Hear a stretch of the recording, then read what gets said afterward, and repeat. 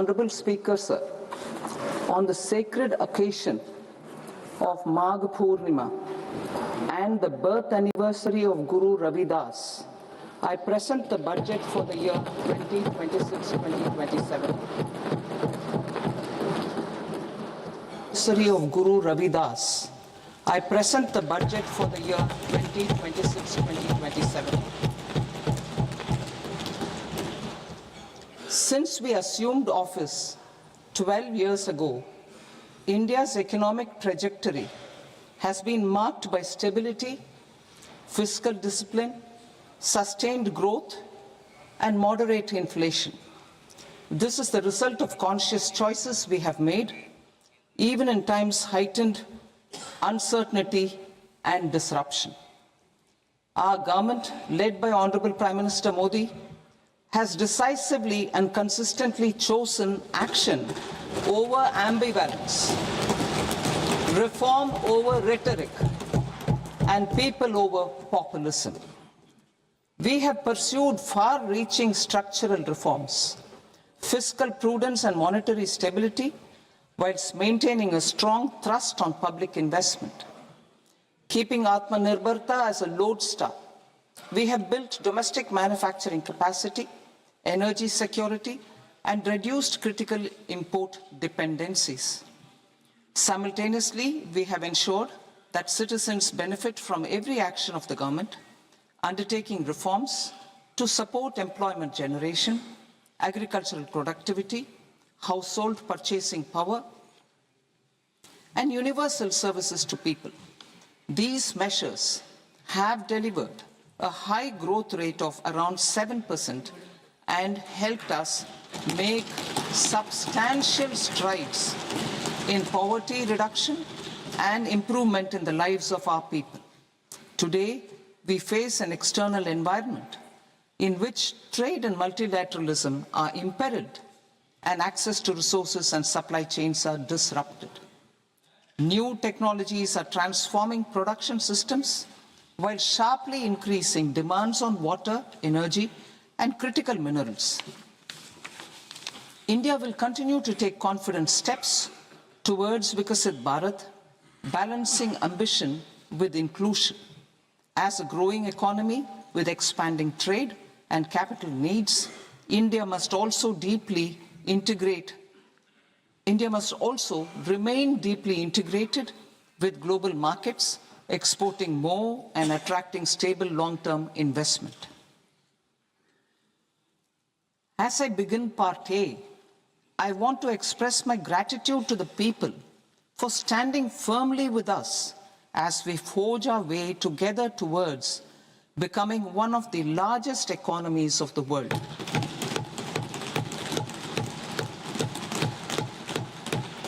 Our aim is to transform aspiration into achievement and potential into performance as we ensure that the dividends of growth reach every farmer, the scheduled caste, the scheduled tribes, the nomads, the youth, the poor, and the women. In Vikasit Bharat Young Leaders Dialogue 2026, several innovative ideas were shared with our Prime Minister, which have inspired many of the proposals, making this a unique Yuva Shakti-driven budget. Our government's sankalp is to focus on our poor, underprivileged, and the disadvantaged. To deliver on this sankalp, and given that this is the first budget prepared in Kartavya Bhavan, we are inspired by three Kartavya. Our first Kartavya is to accelerate and sustain economic growth by enhancing productivity and competitiveness and building resilience to volatile global dynamics. Our second Kartavya is to fulfill aspirations of our people and build their capacity, making them strong partners in India's path to prosperity. Our third Kartavya, aligned with our vision of Sabka Saath, Sabka Vikas, is to ensure that every family community, region, and sector has access to resources, amenities, and opportunities for meaningful participation. This threefold approach requires a supportive ecosystem. The first requirement is to sustain the momentum of structural reforms, continuous, adaptive, and forward-looking. Second, a robust and resilient financial sector is central to mobilizing savings, allocating capital efficiently, and managing risks. Third, cutting-edge technologies, including AI applications, can serve us as force multipliers for better governance. Reform Express. Our government has undertaken comprehensive reforms towards creating employment, boosting productivity, and accelerating growth. After the Prime Minister's announcement on Independence Day in 2025, over 350 reforms have been rolled out. This includes GST simplification, notification of labor codes, and rationalization of mandatory quality control orders. High-level committees have been formed, and in parallel, the central government is working with the state governments on deregulation and reducing compliance requirements. The Reform Express is well on its way and will maintain its momentum to help us fulfill our kartavya. I now move to specific proposals.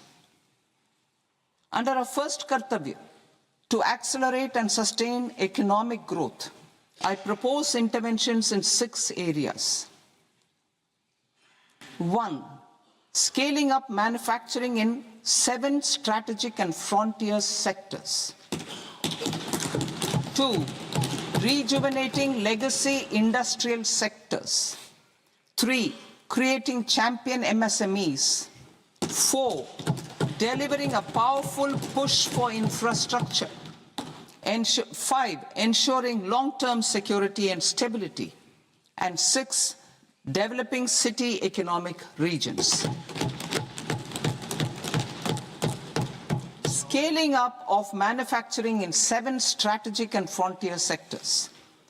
Biopharma Shakti, meaning biopharma strategy for health advancement through knowledge, technology, and innovation. India's disease burden is observed to be shifting towards non-communicable diseases like diabetes, cancer, and autoimmune disorders. Biologic medicines are key to longevity and quality of life at affordable costs. To develop India as a global biopharma manufacturing hub,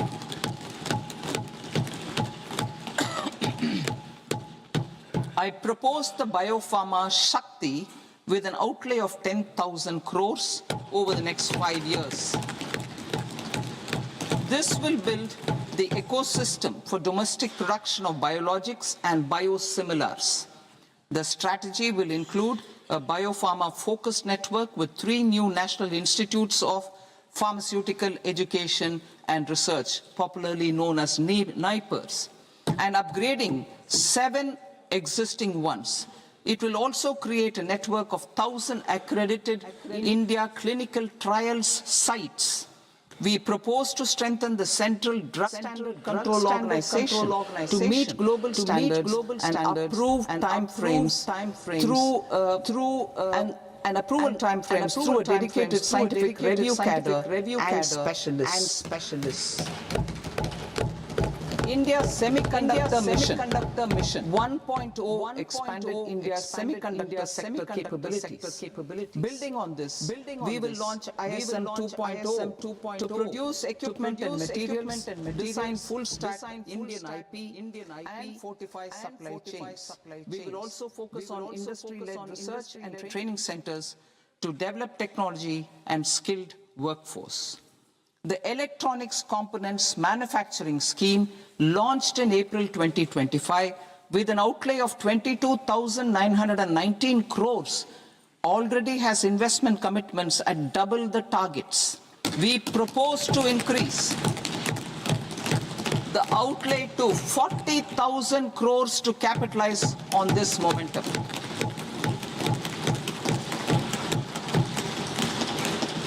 A scheme for rare earth permanent magnets was launched in 2025 November.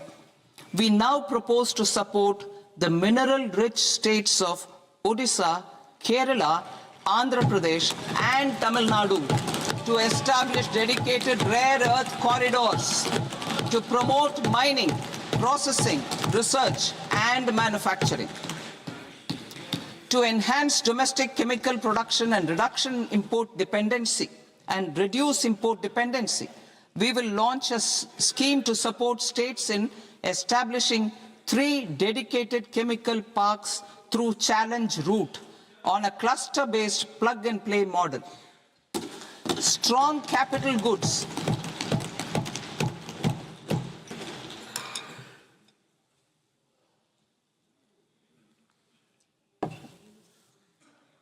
Strong capital goods capability is a determinant of productivity and quality across different sectors.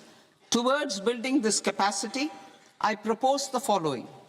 High-tech tool rooms will be established by central public sector enterprises at 2 locations as digitally enabled automated service bureaus that locally design, test and manufacture high-precision components at scale and at lower cost. 2. A scheme for enhancement of construction and infrastructure equipments will be introduced to strengthen domestic manufacturing of high value and technologically advanced CIE. This can range from lifts in a multi-storied apartment or firefighting equipment in multiplexes, large or small, and to tunnel boring equipments for building metros and high-altitude roads.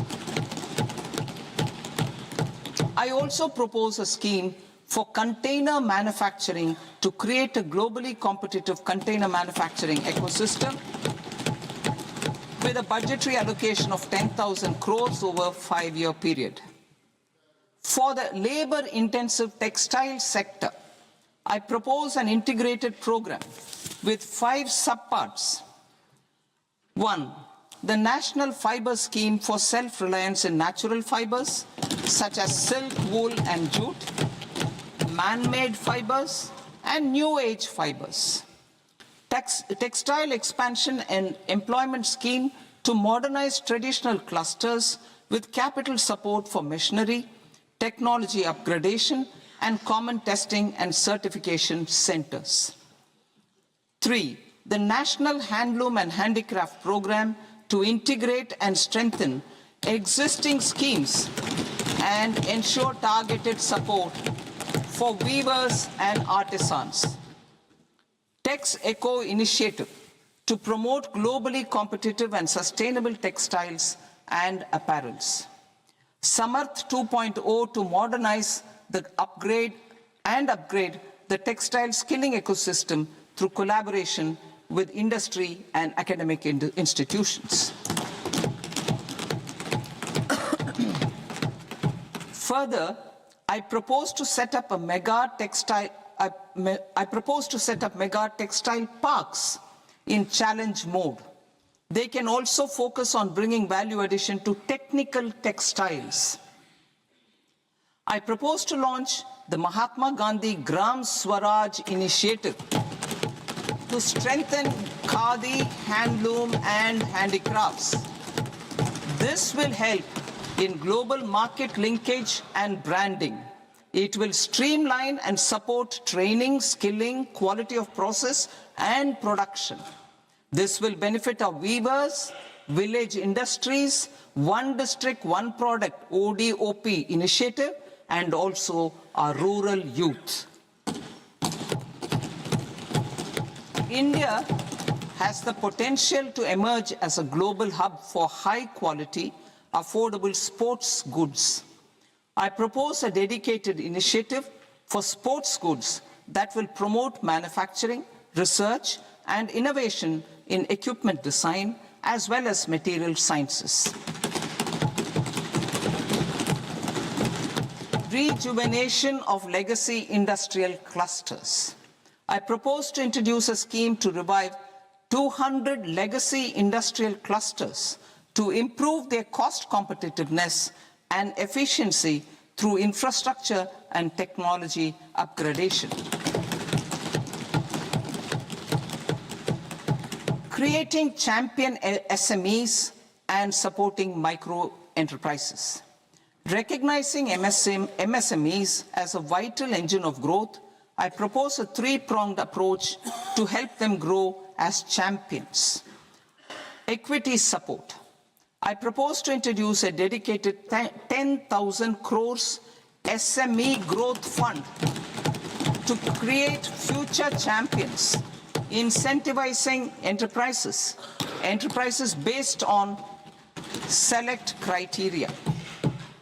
I also propose to top up the Self-Reliant India Fund set up in 2021 with 2,000 crores to continue support to micro enterprises and maintain their access to risk capital. Liquidity support. With TREDS, more than 7 lakh crore has been made available to MSMEs. To leverage its full potential, I propose 4 measures. 1. Mandate TREDS as the transaction settlement platform for all purchases from MSMEs by CPSEs, serving as a benchmark for other corporates. 2. Introduce a credit guarantee support mechanism through CGTMSE for invoice discounting on TREDS platform. 3. Link GEM with TREDS for sharing information with financiers about government purchases from MSMEs, encouraging cheaper and quicker financing. 4. Introduce TREDS receivables as asset-backed securities, helping develop a secondary market, enhancing liquidity and settlement of transactions. Professional support. Government will facilitate professional institutions such as the ICAI, ICSI, ICMAI to design short-term modular courses and practical tools to develop a cadre of corporate mitras, especially in Tier 2 and Tier 3 towns. These accredited para-professionals will help MSMEs meet compliance requirements at affordable costs. Infrastructure. During this past decade, our government has undertaken several initiatives for large-scale enhancement of public infrastructure, including through new financing instruments such as Infrastructure Investment Trust (InvITs) and Real Estate Investment Trust (REITs), and institutions like NIIF and NABFID. We shall continue to focus on developing infrastructure in cities with over 5 lakh population, that is Tier 2, Tier 3 cities, which have expanded to become growth centers. Public capital expenditure has increased manifold from 2 lakh crore in 2014-15 to an allocation of 11.2 lakh crore in BE 25-26. In this coming year, that is financial year 2026-27, I propose to increase it to 12.2 lakh crores to continue the momentum. To strengthen the confidence of private developers regarding risks during infrastructure development and construction phase, I propose to set up an infrastructure risk guarantee fund to provide prudentially calibrated partial credit guarantee to lenders. Over the years, REITs have emerged as a successful instrument for asset monetization. I propose to accelerate recycling of significant real estate assets of the CPSEs through the setting up of dedicated REITs. To promote environmentally sustainable movement of cargo, I propose to 1. Establish new dedicated freight corridors connecting Dankuni in the east to Surat in the west. Operationalize 20 new national waterways over the next 5 years. Starting with National Waterways 5 in Orissa to connect mineral-rich areas of Talcher and Angul and industrial centers like Kalinga Nagar to the ports of Paradip and Dhamra. Training institutes will be set up as regional centers of excellence for development of required manpower for these waterways. This will benefit youth in the entire stretch of the waterways to train and acquire skills. Further, a ship repair ecosystem catering to inland waterways will also be set up at Varanasi and Patna. And C, launch a coastal cargo promotion scheme for incentivizing a modal shift from rail to road to increase the share of inland waterways and coastal shipping from 6% to 12% by 2047. To enhance last mile and remote connectivity and promote tourism, I propose to give incentives to indigenize manufacturing of seaplanes. A seaplane VGF scheme will be also introduced to provide support for operations. Carbon capture, utilization and storage. Aligning with the roadmap launched in December 2025, the carbon capture, utilization and storage technologies at scale will achieve higher readiness and in end-use application across 5 industrial sectors, including power, steel, cement, refineries, and chemicals. An outlay of 20,000 crore is proposed over the next 5 years for this purpose. City economic regions. Cities are India's engines of growth, innovation, and opportunities. We shall now focus on Tier 2, Tier 3 cities, and even temple towns, which need modern infrastructure and basic amenities. This budget aims to further amplify the potential of cities to deliver the economic power of agglomerations by mapping city economic regions based on their specific growth drivers. An allocation of 5,000 crore per CER over 5 years is proposed for implementing their plans through a challenge mode with a reform-cum-result-based financing mechanism.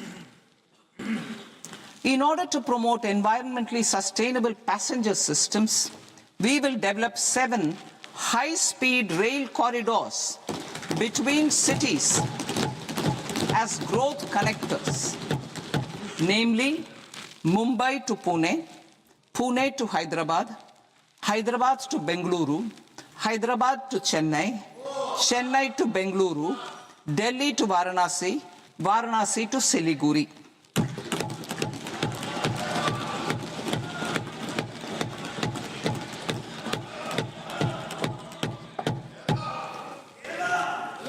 Financial sector. The Indian banking sector today is characterized by strong balance sheet, historic highs in profitability, improved asset quality, and coverage exceeding 98% of villages in the country.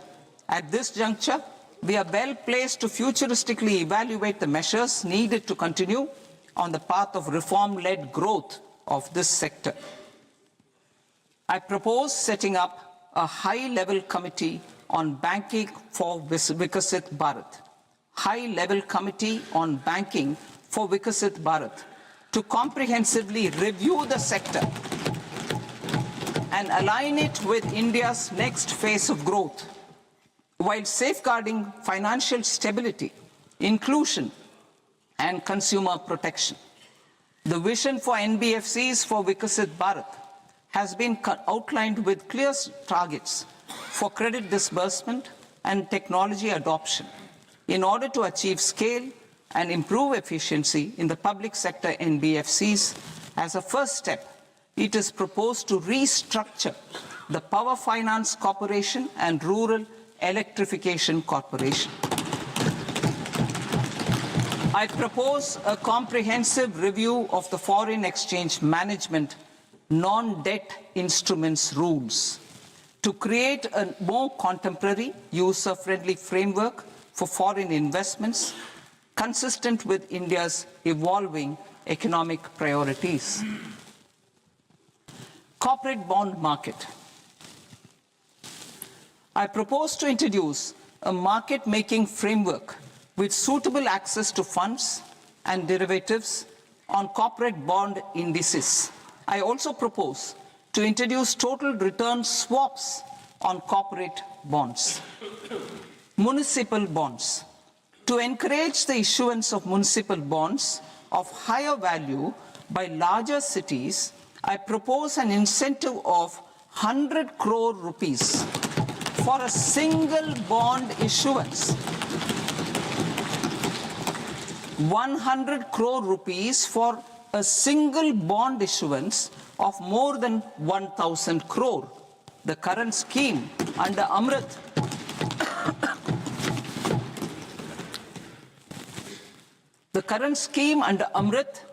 which incentivizes issuances up to 200 crores only, will also continue to support smaller and medium towns.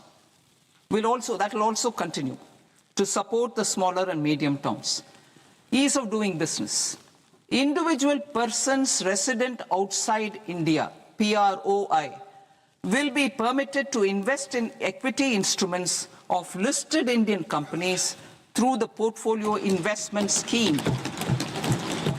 It is also proposed to increase the investment limit for an individual PROI under the scheme from 5% to 10%, with an overall investment limit for all individual PROIs to 24% from the current 10%.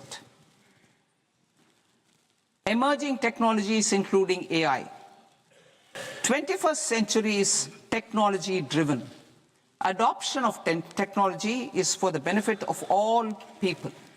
Farmers in the field, women in STEM, youth keen to upskill, and Divyangjan to access newer opportunities. The government has taken several steps to support new technologies through AI Mission, National Quantum Mission, Anusandhan National Research Fund, and Research and Development and Innovation Fund. Our second kartavya is to fulfill aspirations and build capacities. Close to 25 crore individuals have come out of multi-dimensional poverty through a decade of our government's sustained and reform-oriented efforts.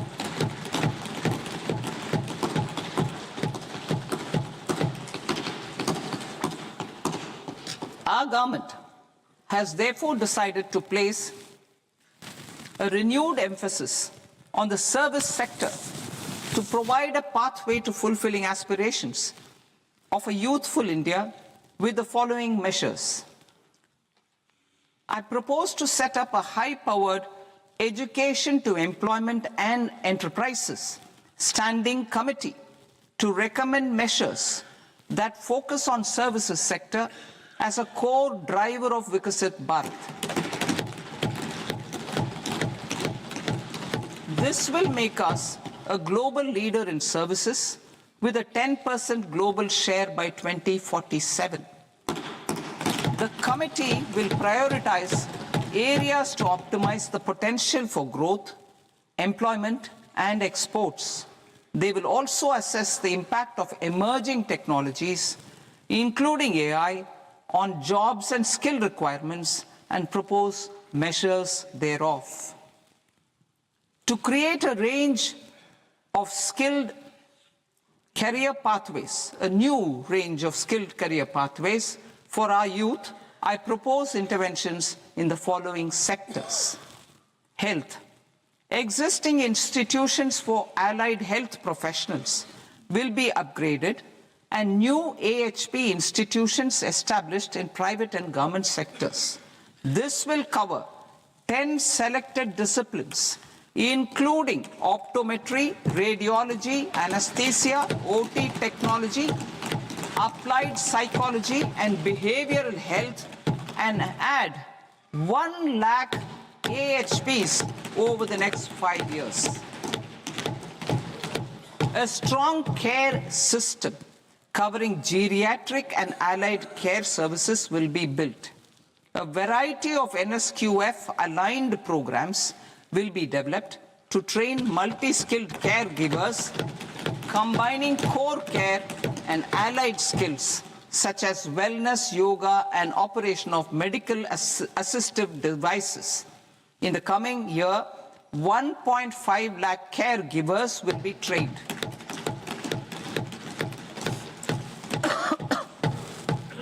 Hubs for medical value tourism.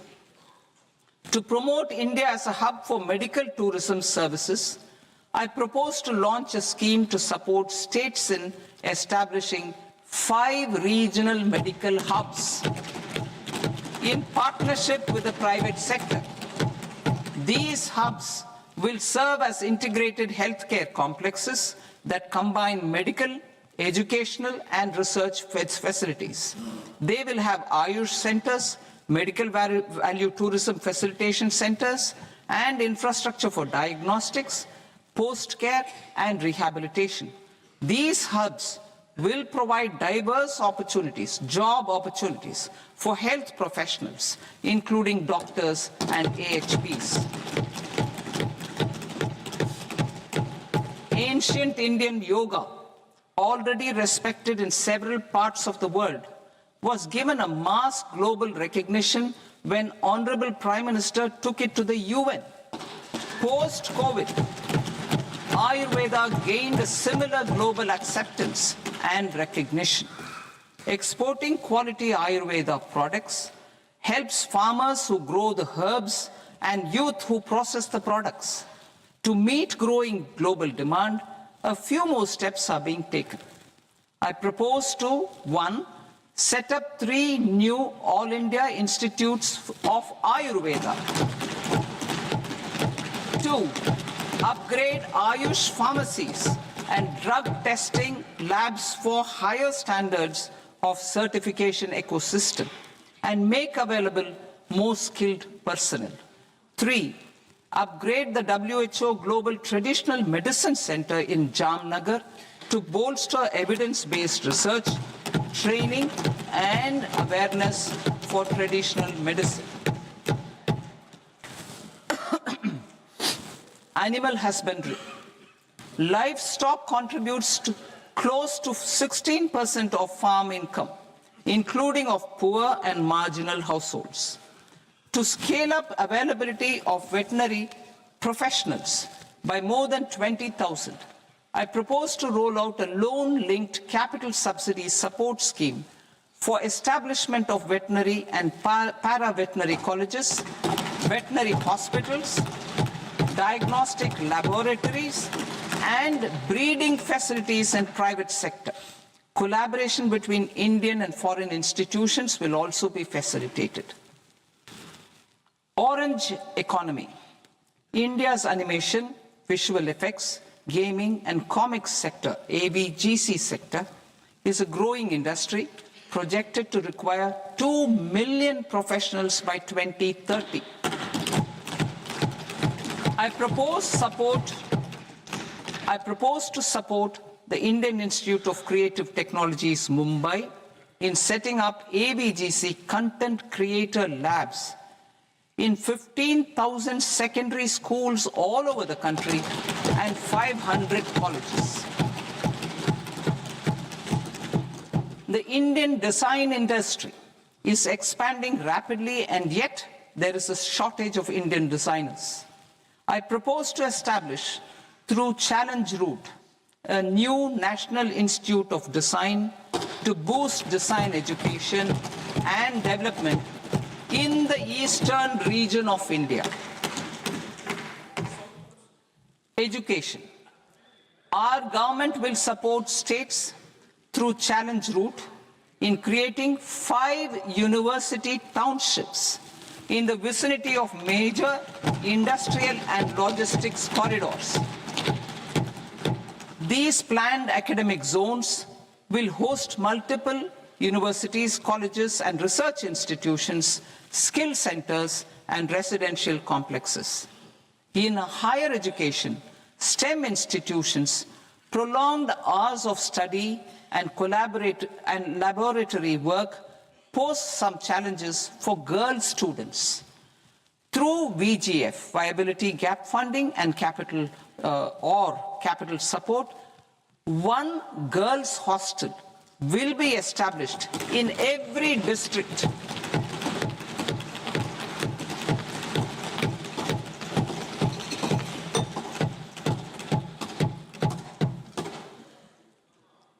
To promote astrophysics and astronomy via immersive experiences.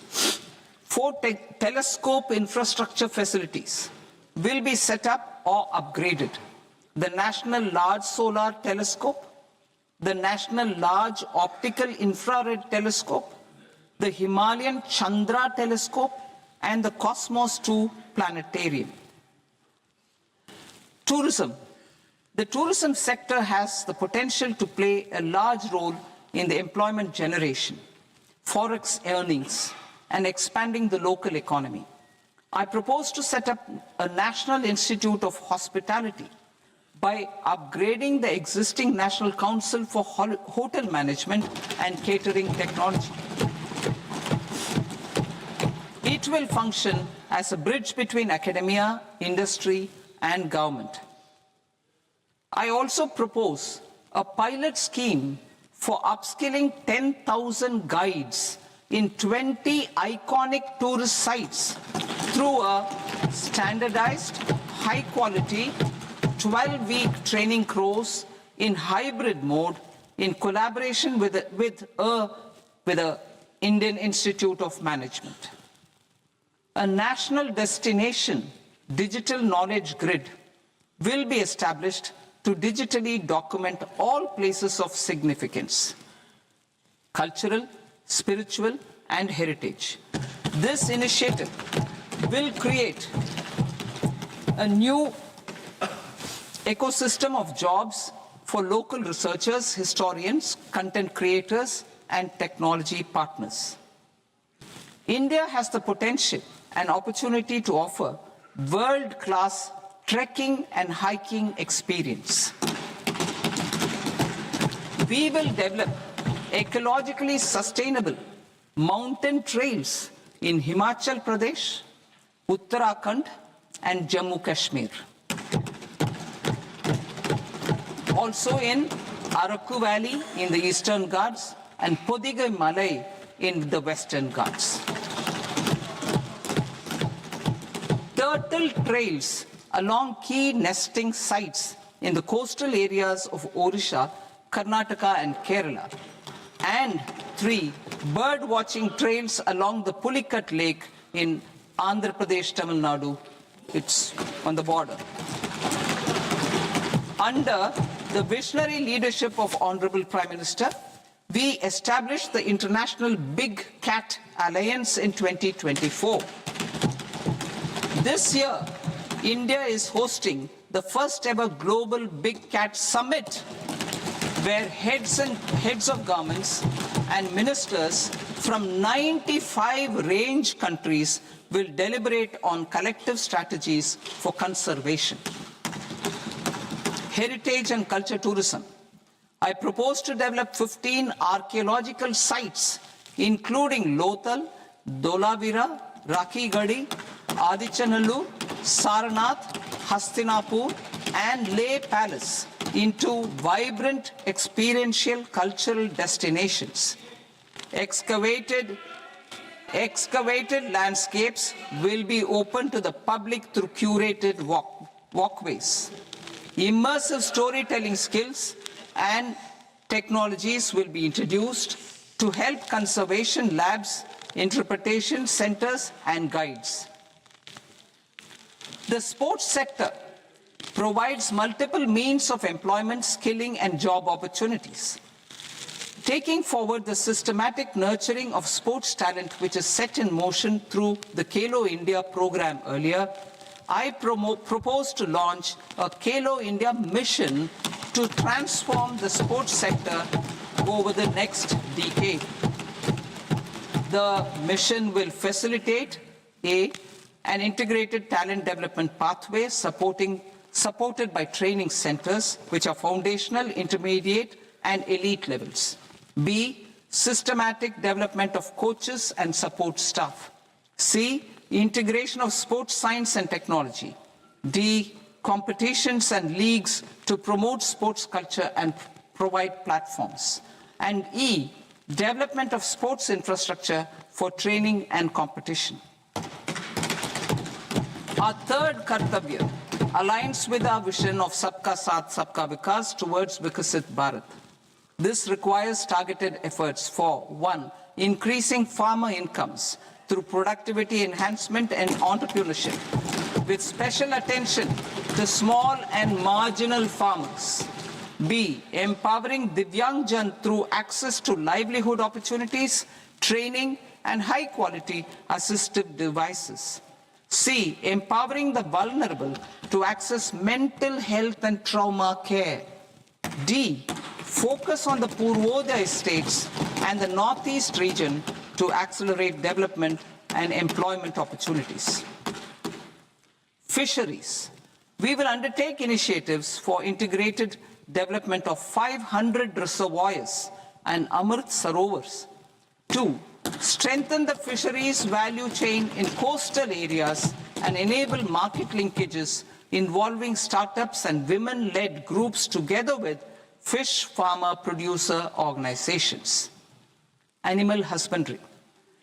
To provide quality employment opportunities in rural and peri-urban areas, we will support the animal husbandry sector in entrepreneurship development through A, credit-linked subsidy program, B, scaling up and modernization of livestock enterprises, C, enhanced creation of livestock, dairy, and poultry, enhanced creation of livestock, dairy, and poultry-focused integrated value chains, and D, encourage creation of livestock farmer-producer organizations. High-value agriculture. To diversify farm outputs, increase productivity, enhance farmers' incomes, and create new employment opportunities, we will support high-value crops such as coconut, sandalwood, cocoa, cashew in the coastal areas, agar trees in Northeast, and nuts such as almonds, walnuts, and pine nuts in our hilly regions. These, all of them, will be supported. India is the world's largest producer of coconuts. About 30 million people, including nearly 10 million farmers, depend on coconuts for their livelihood. To further enhance competitiveness in coconut production, I propose a coconut promotion scheme to increase production and enhance productivity through various interventions, including replacing and non-productive trees with new saplings or plants or varieties in major coconut growing states. A dedicated program is proposed for Indian cashew and cocoa to make India self-reliant in raw cashew and coconut production and processing, enhance export competitiveness, and transform Indian cashew and Indian cocoa into premium global brands by 2030. Sandalwood. Sandalwood is closely linked to India's social and cultural heritage. Our government will partner with state governments to promote focused cultivation and post-harvest processing to restore the glory of the Indian sandalwood ecosystem.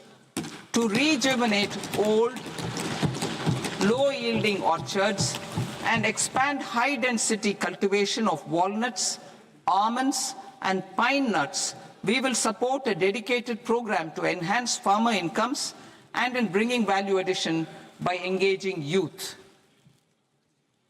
Bharat Vistar, that is virtually integrated system to access agricultural resources. I propose to launch Bharat Vistar, a multilingual AI tool that shall integrate the AgriStack portals and the ICAR package on agricultural practices with AI systems. This will enhance farm productivity, enable better decisions for farmers, and reduce risk by providing customized advisory support. She Marts for rural women-led enterprises. Building on the success of Lakpati Didi program, I propose to help women take the next step from credit-linked livelihoods to being owners of enterprises. Self-help entrepreneur, She Marts will be set up as community-owned retail outlets within the cluster-level federations through enhanced and innovative financing instruments. Empowering Divyangjan. Divyangjan Kaushal Yojana. Information technology, AVGC sectors, hospitality and food and beverages sectors often offer task-oriented and process-driven roles which are suitable for Divyangjan. We will ensure dignified livelihood opportunities through industry-relevant and customized training specific to each Divyangjan group. Divyang Sahara Yojana. Timely access to high-quality assistive devices for all eligible Divyangjan is a fundamental need. I propose to, 1, support the Artificial Limbs Manufacturing Corporation of India, ALIMCO, to set up and to scale up production of assistive devices, invest in R&D and AI integration, strengthen PM Divyasha Kendras, and support setting up of assistive technology marts as modern retail style centers where Divyangjan and senior citizens can see, try and purchase assistive products. Reaffirming our commitment to mental health and trauma care. There are no national institutes for mental health care in North India. We will therefore set up a NIMHANS 2 and also upgrade national mental health institutes in Ranchi and in Tezpur as regional apex institutions. Emergencies expose families, particularly the poor and vulnerable, to unexpected expenditure. We will strengthen and increase these capacities by 50% in district hospitals by establishing emergency and trauma care centers. Focus on Purvodaya states and northeastern regions. Purvodaya. I propose the development of an integrated East Coast industrial corridor with a well-connected node at Durgapur, creation of 5 tourism destinations in 5 Purvodaya states, and the provision of 4,000 e-buses. Buddhist sites in northeastern region. The northeastern region is a civilizational confluence of Theravada and Mahayana or Vajrayana traditions. I propose to launch a scheme for development of Buddhist circuits in Arunachal Pradesh, Sikkim, Assam, Manipur, Mizoram, and Tripura. The scheme will cover preservation of temples and monasteries, pilgrimage interpretation centers, connectivity, and pilgrim amenities. 16th Finance Commission. On 17th November 2025, The 16th Finance Commission submitted its report to the President. As mandated under Article 281 of the Constitution, the government is to lay the report along with the explanatory memorandum on the action taken report on the recommendations of the Commission in Parliament, which, Sir, Honourable Speaker, you've allowed me to do at the commencement of this session. The government has accepted the recommendation of the Commission to retain the vertical share of devolution at 41%. As recommended by the Commission, I have provided 1.4 lakh crores of rupees to the states for the year 2026-2027 as Finance Commission grants. These include rural and urban local body and disaster management grants. Fiscal consolidation. Government has been delivering on our fiscal commitments consistently without compromising on social needs. To strive towards accepted standards of fiscal management in Budget 25-26, I had indicated that the central government would target reaching a debt to GDP ratio of 50 plus or minus 1% by 2030-31. In line with this, the debt to GDP ratio is estimated to be 55.6% of GDP in BE 26-27, compared to 56.1% of GDP in RE 25-26. A declining debt to GDP ratio will gradually free up resources for priority sector lending and expenditure by reducing the outgo on interest payments. One of the main operational instruments for debt targeting is the fiscal deficit. I am happy to inform this august House that I fulfilled my commitment made in 2021-2022 to reduce fiscal deficit below 4.5% of GDP by 25-26. In RE 25-26, the fiscal deficit has been estimated at par with BE of 2025-26 at 4.4% of GDP. In line with the new fiscal prudence path of debt consolidation, the fiscal deficit in BE 26-27 is estimated to be 4.3% of the GDP.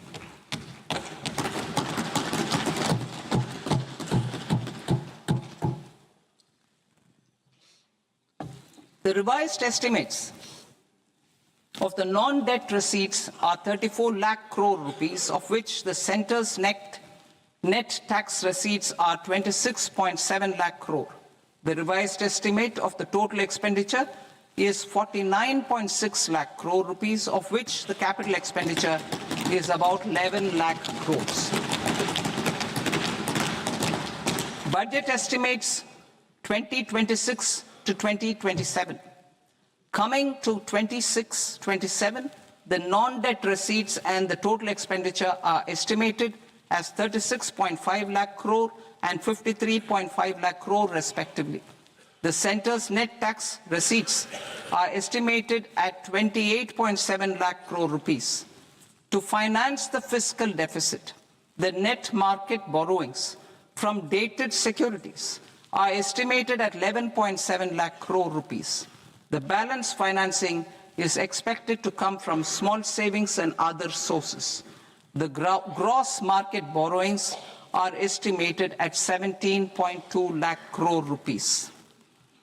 I'll now move to Part B. Part B, direct taxes.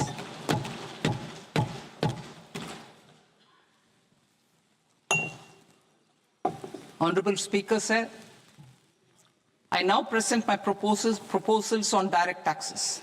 New Income Tax Act. In July 2024, I announced a comprehensive review of the Income Tax Act 1961. This was completed in a record time, and the Income Tax Act 2025 will come into effect from 1st April 2026. The simplified income tax rules and forms will be notified shortly, giving adequate time to taxpayers to acquaint themselves with its requirements. The forms have been redesigned such that ordinary citizens can comply without difficulty. Ease of living. I propose that any interest awarded by the Motor Accident Claims Tribunal to a natural person will be exempt from income tax, and any TDS on this account will be done away with. I propose to reduce TCS rate on the sale of overseas tour program package from the current 5% and 20% to 2% without any stipulation of amount. I propose to reduce TCS rate for pursuing education and for medical purposes under the Liberalized Remittance Scheme, popularly known as LRS, from 5% to 2%. Supply of manpower services is proposed to be specifically brought within the ambit of payment to contractors for the purpose of TDS to avoid ambiguity. Thus, TDS on these services will be at the rate of either 1% or 2% only. I propose a scheme for small taxpayers, wherein a rule-based automated process will enable obtaining a lower or nil deduction certificate instead of filing an application with the assessing officer. For the ease of taxpayer holding securities in multiple companies, I propose to enable depositories to accept Form 15G or Form 15H from the investor and provide it directly to various relevant companies. I propose to extend time available for revising returns from 31st December to up to 31st March with the payment of a nominal fee. I also propose to stagger the timeline for filing of tax returns. Individuals with ITR 1 and ITR 2 returns will continue to file till 31st July, and non-audit business cases or trusts are proposed to be allowed time till 31st August. TDS on sale of immovable property by a non-resident is proposed to be deducted and deposited through resident buyers and his or her PAN-based challan instead of requiring a TAN, which is a temporary accounting number. To address practical issues of small taxpayers like students, young professionals, tech employees, relocated NRIs, and such others, I propose to introduce a one-time 6-month foreign asset disclosure scheme for these taxpayers to disclose income or assets below a certain size. This scheme would be applicable for two categories of taxpayers, namely, A, who did not disclose their overseas income or assets, and B, who disclosed their overseas income and or paid due tax but could not declare the asset acquired. For category A, the limit of undisclosed income or asset is proposed to be up to 1 crore rupees. They need to pay 30% of fair market value of asset or 30% of undisclosed income as tax and 30% as additional income tax in lieu of penalty, and would thereby get immunity from prosecution. For category B, asset value is proposed to be up to 5 crore rupees. Here, immunity from both penalty and prosecution will be available with a payment of fee of 1 lakh rupees. Rationalizing penalty and prosecution. Multiplicity of proceedings are hindrance to the ease of doing business. I propose to integrate assessment and penalty proceedings by way of a common order for both. There will be no interest liability on the taxpayer on the penalty amount for the period of appeal before the first appellate authority, irrespective of the outcome of appeal process. Further, quantum of prepayment is being reduced from 20% to 10% and will continue to be calculated only on core tax demand. As an additional measure for reducing litigation, I propose to allow taxpayers to update their returns even after reassessment proceedings have been initiated, and an additional 10% tax rate over and above the rate applicable for the relevant year. The assessing officer will then use only this updated return in his proceedings. There is already a framework for immunity from penalty and prosecution in the cases of underreporting. I propose to apply this framework for immunity to misreporting too. However, in such a case, the taxpayer will need to pay 100% of the tax amount as an additional income tax over and above the tax and interest due. Penalties for certain technical defaults, such as failure to get accounts audited, non-furnishing of transfer pricing audit report, and default in furnishing statement for financial transactions are proposed to be converted into fee.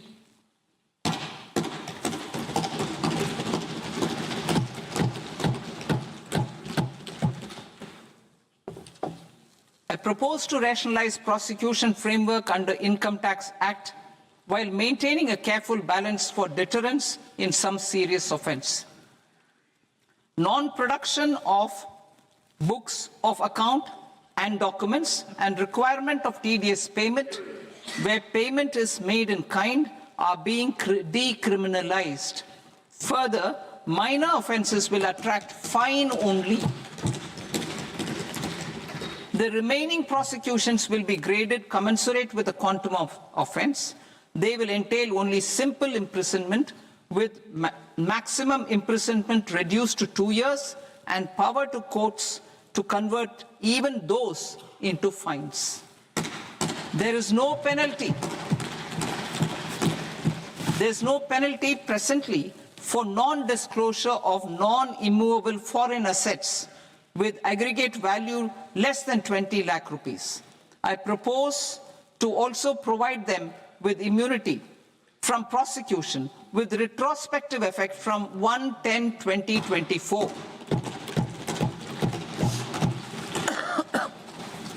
Cooperatives. Deduction is already allowed to a primary cooperative society engaged in supplying milk, oilseeds, fruits or vegetables raised or grown by its members. I propose to extend this deduction to also include supply of cattle feed and cotton seed produced by its members. I propose to allow inter-cooperative society dividend income as deduction under the new tax regime to the extent it is further distributed to its members. I further propose to allow exemption for a period of 3 years to dividend income received by a notified national cooperative federation on their investments made in companies up to 31/1/2026. This exemption would be allowed only for dividends further distributed to its member cooperatives. Supporting IT sector as India's growth engine. India is a global leader in software development services, IT-enabled services, knowledge process outsourcing services, and contract R&D services relating to software development. These businesses and their segments are quite interconnected with each other. All these services are proposed to be clubbed under a single category of information technology services with a common safe harbor margin of 15.5% applicable to all. The threshold for availing safe harbor for IT services is being enhanced substantially from 300 crore rupees to 2,000 crore rupees. Safe harbor for IT services shall be approved by an automated rule-driven process without any need for tax officer to examine and accept the application. Once applied by an IT services company, the same safe harbor can be continued for a period of 5 years at a stretch at its choice. For IT services companies who want to conclude advanced pricing agreement, APA, I propose to fast-track unilateral APA process for IT services and endeavor to conclude it within a period of 2 years. The period of 2 years can be extended by a further period of 6 months on taxpayers' request. I propose to extend the facility of modified returns available to the entity entering APA to its associated entities also. Attracting global business and investment. Recognizing the need to enable critical infrastructure and boost investment in data centers, I propose to provide tax holiday till 2047 to any foreign company that provides cloud services to customers globally by using data center services from India. It will, however, need to provide services to Indian customers through an Indian reseller entity. I also propose to provide a safe harbor of 15% on cost in case the company providing data center services from India is a related entity. To harness the efficiency of just-in-time logistics for electronic manufacturing, I propose to provide safe harbor to non-residents for component warehousing in a bonded warehouse at a profit margin of 2% of the invoice value. The resultant tax of about 0.7% will be much lower than in competing jurisdictions. To provide fillip to toll manufacturing in India, I propose to provide exemption from income tax for 5 years to any non-resident who provides capital goods, equipment, or tooling to any toll manufacturer in a bonded zone. To encourage vast pool of global talent to work in India for a longer period of time, I propose to provide exemption to global, non-India sourced income of a non-resident expert for a stay period of 5 years under notified schemes. I propose to provide exemption from minimum alternate tax, the MAT, to all non-residents who pay tax on presumptive basis. Tax administration. I propose to constitute a joint committee of Ministry of Corporate Affairs and Central Board of Direct Taxes for incorporating the requirements of income computation and disclosure standards, the ICDS, in the Indian Accounting Standards, IND AS itself. Separate accounting requirement based on ICDS will be done away with from the tax year 27-28. To support Prime Minister Modi's vision of homegrown accounting and advisory firms to become global leaders, I propose to rationalize the definition of accountant for the purposes of safe harbor rules. Other tax proposals. Change in taxation of buyback was brought in to address the improper use of buyback route by promoters. In the interest of minority shareholders, I propose to tax buyback for all types of shareholders as capital gains. However, to disincentivize misuse of tax arbitrage, promoters will pay an additional buyback tax. This will make effective tax 22% for corporate promoters. For non-corporate promoters, the effective tax will be 30%.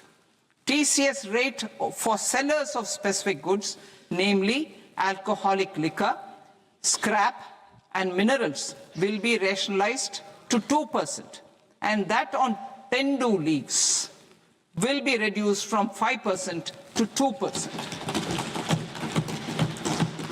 I propose to raise the STT on futures to 0.05% from the present 0.02%. STT on options premium and exercise of options are both proposed to be raised to 0.15% from the present rate of 0.1% and 0.125% respectively. We reformed the taxation landscape for corporates in 2019 by providing them a simplified regime with lower tax rate so that they could productively focus on business rather than on claim of deductions and exemptions. To encourage companies to shift to the new regime, set-off of brought forward MAT credit, minimum alternate tax credit, is proposed to be allowed to companies only in the new regime. Set-off using available MAT credit is proposed to be allowed to an extent of 1/4 of the tax liability in the new regime.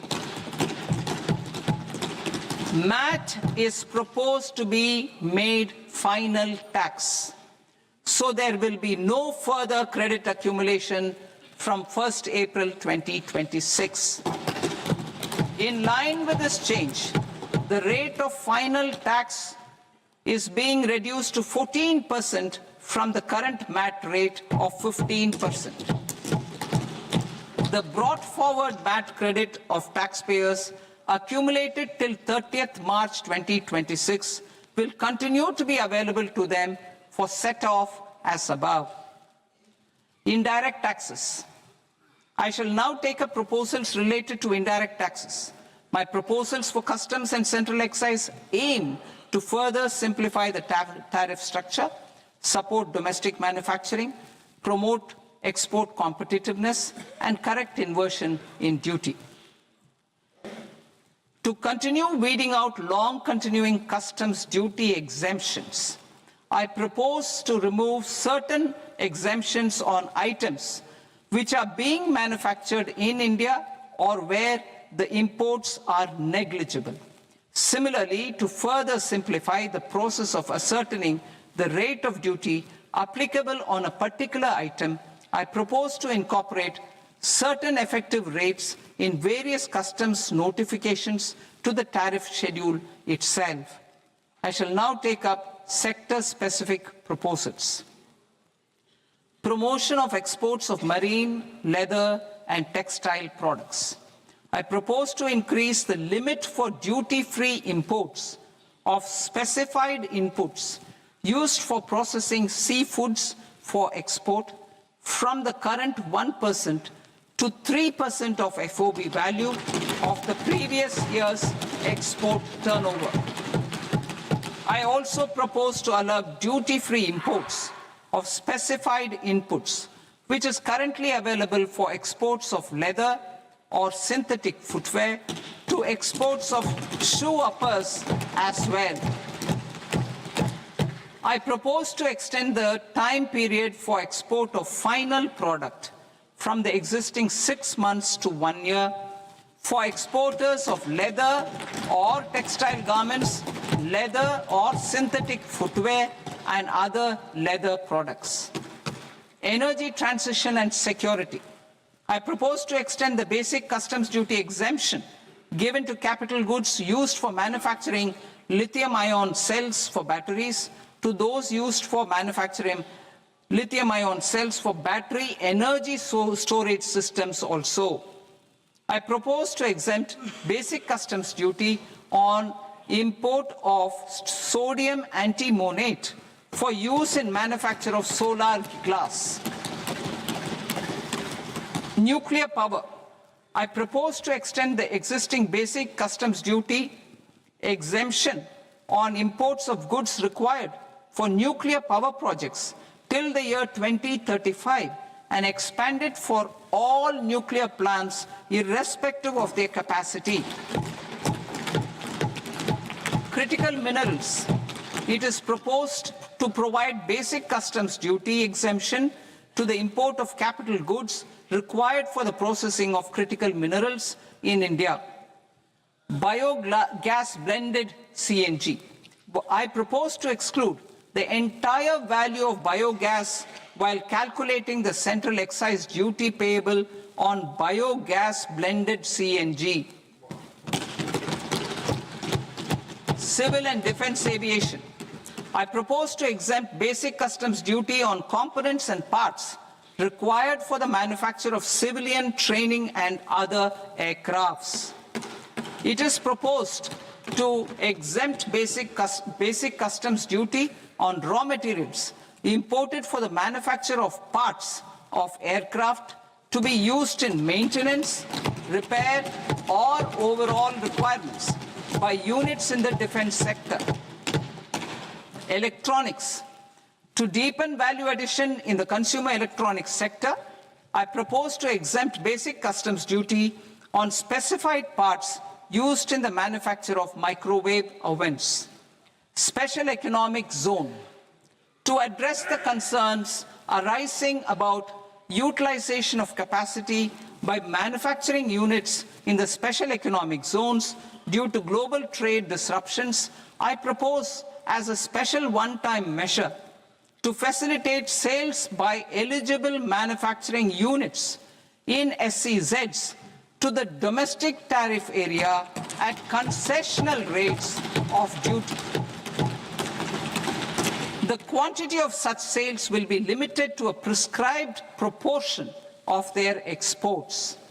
Necessary regulatory changes will be undertaken to operationalize the measures while ensuring level playing field for the units working in the DTA.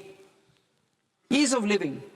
To rationalize the customs duty structure for goods imported for personal use, I propose to reduce the tariff rate on all dutiable goods imported for personal use from 20% to 10%.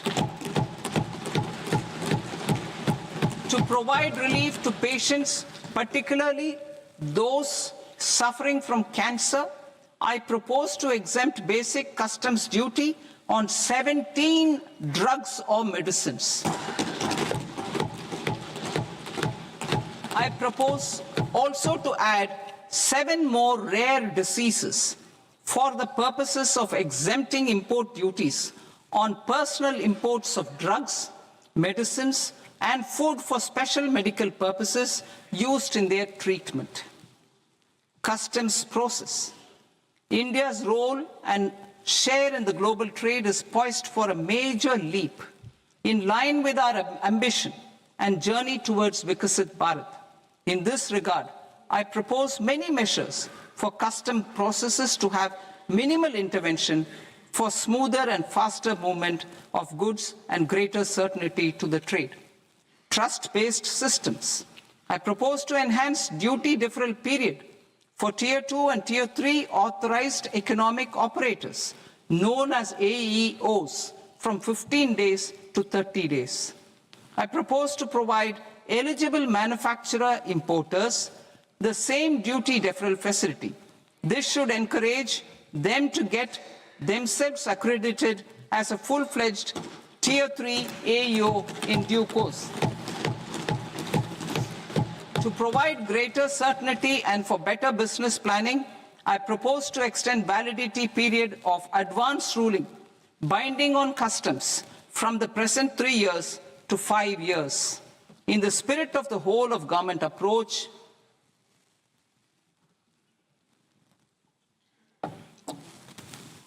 government agencies will be encouraged to leverage AEO accreditation for preferential treatment in clearing their cargo. Regular importers with trusted, long-standing supply chains will be recognized in the risk system so that the need for verification of their cargo every time can be minimized. Export cargo using electronic sealing. Export cargo using electronic sealing will be provided through clearance from the factory premises to the ship. For import of goods not needing any compliance, filing of bill of entry by a trusted importer and arrival of goods will automatically notify customs for completing their clearance formalities. This will enable goods to be released immediately on arrival. The customs warehouse framework will be transformed into a warehouse operator-centric system with a self-declarations, electronic tracking, and risk-based audit. These reforms will move away from the current system of officer-dependent approvals and reduce transaction delays and compliance costs. Ease of doing business. Approvals required for cargo clearance from various government agencies will be seamlessly processed through a single and interconnected digital window by the end of the financial year. Processes involved in clearance of food, drugs, plant, and animal and wildlife products, accounting for about 70% of interdicted cargo, will be operationalized on this system by April 2026 itself. For goods not having any compliance requirement, clearance will be done by customs immediately after online registration is completed by the importer, subject to the payment of duty. Customs integrated system will be rolled out in 2 years as a single integrated and scalable platform for all customs processes.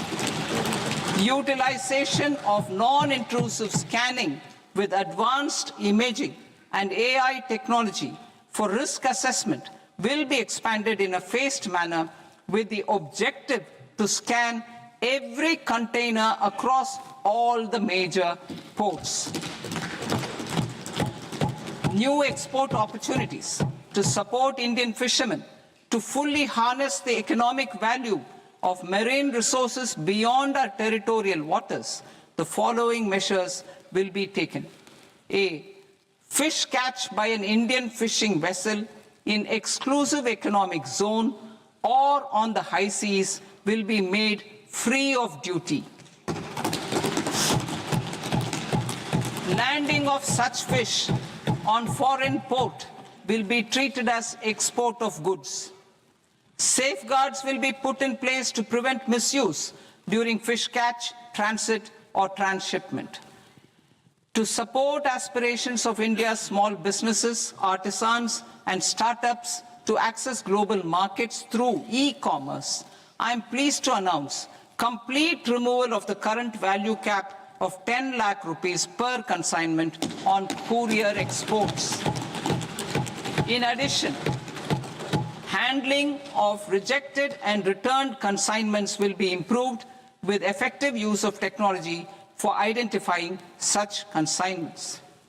I propose to revise provisions governing baggage clearance during international travel to address genuine concerns of passengers.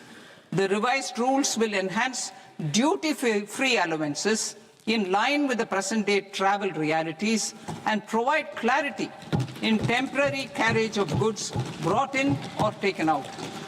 There are honest taxpayers who are willing to settle disputes by paying all their dues, but they get deterred due to negative connotation associated with penalty.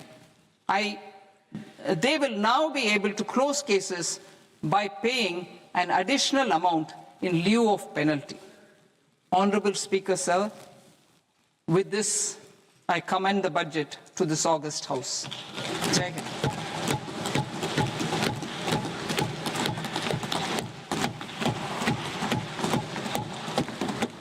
One and a half hours. Item number 3, माननीय वित्त मंत्री जी.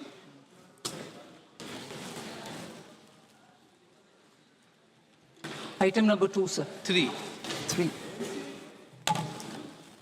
Sir, with your permission, I rise to lay on the table of the following statements under Section 3, 1 of the Fiscal Responsibility and Budget Management Act of 2003. Medium-term fiscal policy, fiscal policy strategy statement, and macroeconomic framework statement. Item number 4, माननीय वित्त मंत्री जी. Sir, with your permission, I move for leave to introduce the Finance Bill 2026. प्रश्न ये कि विधेयक को पुनर्स्थापित करने की अनुमति प्रदान की जाए. जो सदस्य इस पक्ष में हाँ गए, जो सदस्य विरोध में ना गए, मेरे विचार में निर्णय हाँ वालों के पक्ष में हाँ वालों के पक्ष में अनुमति प्रदान की जाती है। माननीय मंत्री जी, अब विधेयक पूरे स्थापित करें। Sir, I introduce the bill. माननीय सदस्यगण, आपको सूचित किया जाता है कि माननीय मुख्यमंत्री जी के बजट भाषण की कॉपी पब्लिकेशन काउंटर पर ली जाती है। बजट भाषण और बजट से संबंधित दस्तावेज आपके मोबाइल फोन और मेंबर पोर्टल्स पर ही उपलब्ध है।